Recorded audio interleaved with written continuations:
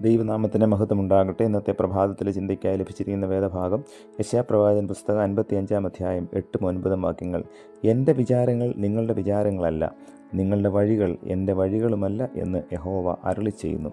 ആകാശം ഭൂമിക്ക് മീതെ ഉയർന്നിരിക്കുന്നത് പോലെ എൻ്റെ വഴികൾ നിങ്ങളുടെ വഴികളിലും എൻ്റെ വിചാരങ്ങൾ നിങ്ങളുടെ വിചാരങ്ങളിലും ഉയർന്നിരിക്കുന്നു. സുരേഷും മോഹനും ഒരു ദേശാടനത്തിന് ഇറങ്ങിയതായിരുന്നു. ഒരു ദിവസം പിന്നിട്ടപ്പോൾ അവർക്ക് വഴിതെറ്റി ഒരു വനപ്രദേശത്തെത്തി. ഇനിയും എങ്ങോട്ട് പോകണം ഒരു നിശ്ചയവുമില്ല. മോഹൻ അവിടെ ഉണ്ടായിരുന്ന ഒരു വൃക്ഷത്തിൻ്റെ മുകളിൽ കയറി. അപ്പോൾ അവന് ചുറ്റുപാടുമുള്ള പ്രദേശമെല്ലാം കാണാം. വൃക്ഷത്തിൽ നിന്നും ഇറങ്ങി വന്ന മോഹൻ പറഞ്ഞു, ഇപ്പോൾ നാം യാത്ര ചെയ്യുന്നത് വനത്തിലേക്കാണ്. അതിനാൽ കുറച്ച് ദൂരം തിരികെ പോയിട്ട് ഇടത് ഭാഗത്തേക്ക് തിരിഞ്ഞു പോയെങ്കിലേ അടുത്ത പട്ടണത്തിൽ ചെല്ലുവാൻ കഴിയൂ. സുരേഷ് പറഞ്ഞു, ഇടത് ഭാഗത്തേക്ക് അല്ല, വലത് ഭാഗത്തേക്കല്ലേ പോകേണ്ടത്? മോഹൻ പറഞ്ഞു, എടാ, വലത് ഭാഗത്തൂടെയാണ് നാം വന്നത്, നമുക്ക് പോകേണ്ടത് ഇടത് ഭാഗത്തേക്കാണ്. വൃക്ഷത്തിൻ്റെ മുകളിൽ കയറിയ മോഹന് ചുറ്റുപാടുകളെക്കുറിച്ച് വ്യക്തമായ ദർശനമുണ്ടായി.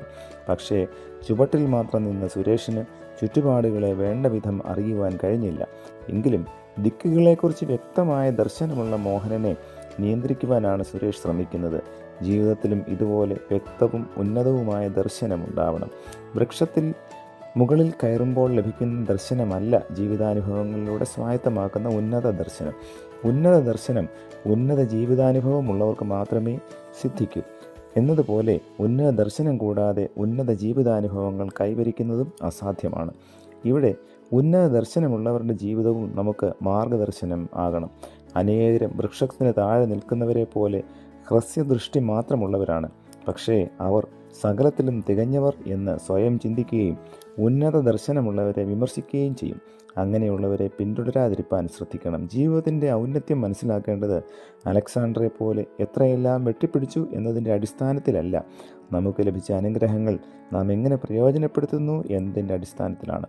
സ്വാർത്ഥ ജീവിതം ഹ്രസ്വദൃഷ്ടിയുടെ ഫലമാണ്. തങ്ങൾക്ക് ലഭിച്ച അനുഗ്രഹങ്ങൾ അനേകരുടെ നന്മയ്ക്കായി ഉപയോഗിക്കുവാൻ കഴിയുന്നവർ അവരാണ് ദീർഘദൃഷ്ടി അഥവാ ഉന്നത ദർശനമുള്ളവർ.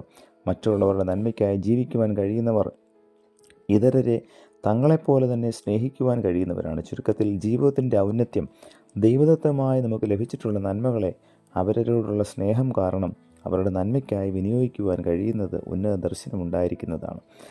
അങ്ങനെ മറ്റുള്ളവർക്കായി ജീവിച്ച കർത്താവിൻ്റെ വഴികളിലൂടെ ജീവിച്ച് ജീവിതത്തെ ഉന്നതമാക്കുവാൻ നമുക്കും സാധ്യമാവട്ടെ. പ്രാർത്ഥിക്കാം. പ്രിയ കർത്താവേ, അങ്ങയുടെ ഭാവം ഉൾക്കൊണ്ടുകൊണ്ട് അങ്ങയെപ്പോലെ ജീവിപ്പാൻ തക്കവണ്ണം ഞങ്ങളെ സഹായിക്കണമേ. ജീവിതത്തിൽ അങ്ങയോട് എല്ലായ്പ്പോഴും ചേർന്നിരുന്നു കൊണ്ട് ജീവിതത്തിൻ്റെ വഴികളെ തിരിച്ചറിയുവാൻ തക്കവണ്ണം ആവശ്യമായിട്ടുള്ള ദൃഷ്ടി ഞങ്ങൾക്ക് നൽകണമേ. പുത്രൻ്റെ നാമത്തിൽ പ്രാർത്ഥന കേൾക്കണം പിതാവേ. ആമേൻ.